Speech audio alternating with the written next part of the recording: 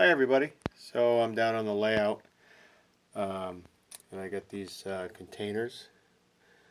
If you're like me and you like modern day trains, you're going to need a lot of containers. Unfortunately, containers cost a lot of money, especially for the plastic ones that are available in 3-packs, 5-packs. They range anywhere from $20, $25 at a show on sale up to retail to $35, almost $40 for 3. So I came up with an alternative, and I'm going to share that with you folks today. These look really good, and they're made of paper.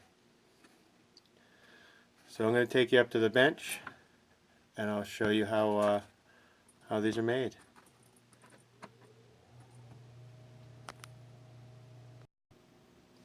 Alright, so here we are at the bench. This is what the container file looks like when you get it from Digcom Designs.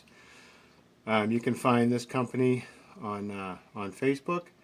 You send Carlos, the guy that runs this company, an email, and he'll send you a file, and then you own that file, and you can print up as many of these as you'd like. And I have a few different files that I've gotten over the few months. So here's a nice Schneider container. I'm not sure if I said that right.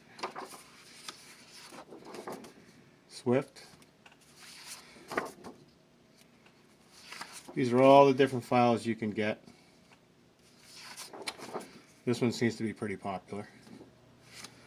So once you download these, like I said, you own the file. They cost about $6 a piece, and then you can print up as many as you'd like. He also has a catalog online. It might be worth. Maybe a nice thing about paper intermodel containers is they're very lightweight. They don't weigh as much as the plastic.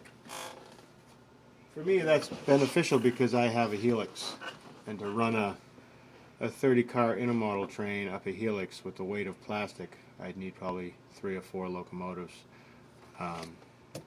So this is just a nice alternative. So what you want to do is you want to make sure you have a nice, sharp, brand new X-Acto blade. You want to be able to cut through this and not have a nice clean. You want to have a nice clean cut. So the way I do that, you can see I have a nice glass top here. Some people use the rubber mats. I'm not sure how well that'll work trying to cut paper out. I'd rather have a nice hard surface to work with. Gives me a nice clean cut. The other thing you're going to want is a straight edge ruler. I have a few to choose from. I actually have an older one here. And what you want to do is you can follow the instructions provided, or you can just wing it like I do. But you want to make sure you get a nice clean cut. You want to follow the lines, and you can cut this out pretty easily, and that gives you a nice clean cut. So once you do that, you cut all the way around this. You end up with something like this. So you get some nice straight edges to work with. Now the next step in building these containers is a little bit tricky. You want to score across the folds, but do not cut all the way through. So that can be a little tricky. It takes some practice, but luckily you own the file. So you know if you mess up the first one, it's not that big a deal. Print another one. The other thing too that I forgot to mention is you don't want to print this on regular paper. This is a cardstock. I forget the weight of the paper, but if you look for cardstock at like Staples or anything like that, it gives you some rigidity. So don't just print these up on regular paper. You want something with a little thickness to it that's going to hold up over time. So that's kind of important. I'm glad I remembered that. So back to this, you want to score through this. Like I said, you don't want to go all the way through. What you're doing is just promoting a nice clean fold. So you just put a little pressure on it and score where all the folds are going to be. And this is kind of a critical step. You want to make sure that these are as straight as possible.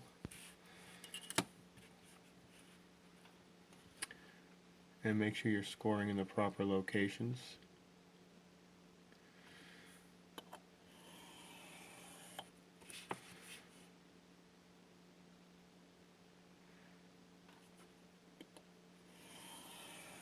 Alright, I'm going to go ahead and finish scoring this up and then I'll be right back. Alright, so I finished scoring all these fold lines. They're all nice and straight. And the way I fold these up, it's real important you want to keep everything square. Otherwise the model could just warp on you. So to start with this, it's pretty simple with the score lines. It gives you a nice straight fold. And it also makes it easier to fold once you score it. So there's the box. Now the way I do this to keep this straight is I just have an old piece of cardboard so I don't get glue all over my bench. I use stick glue for this part. Seems to work out pretty well.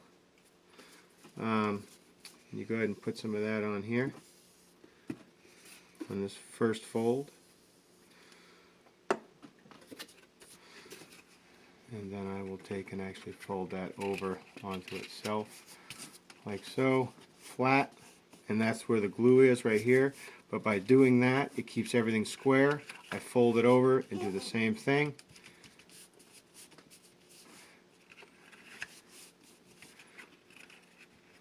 And now that is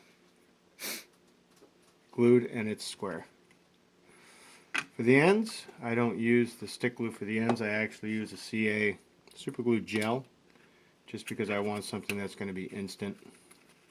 But you fold these little tabs on both sides like so. I'll test fit everything before I put glue to it just to make sure it looks good. I'll take a little bit of CA. And just a couple of drops on both sides, doesn't take a lot on the end tab here, a little bit on this side, and you take and just fold that in like so. Careful you don't glue your fingers together.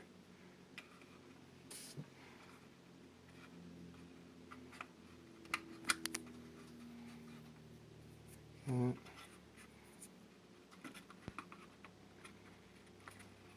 there you have a nice clean end, nice and square, and we'll go ahead and fold up the other one.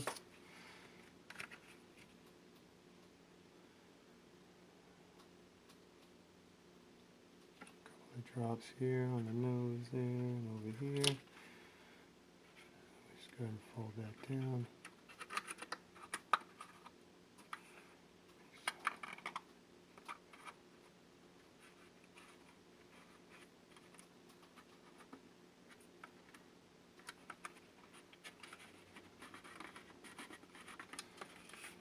Alright, and there you have it. So there's an EMP container by Digcom Design. This is 1/87 scale. They also offer these in N scale. And like I said, you can get these, and it's a great alternative to the plastic models. And from a distance, you put a little weathering on this, and I think it passes really great as a nice lightweight alternative to the plastic container models that are out there. You can use double-sided tape and put two together. They also offer these files in double stacks, triple stacks, I think 4 stacks for yards. So yeah, look them up. Really cool. Facebook, Digcom Designs. And there you have it, folks. Have a great afternoon.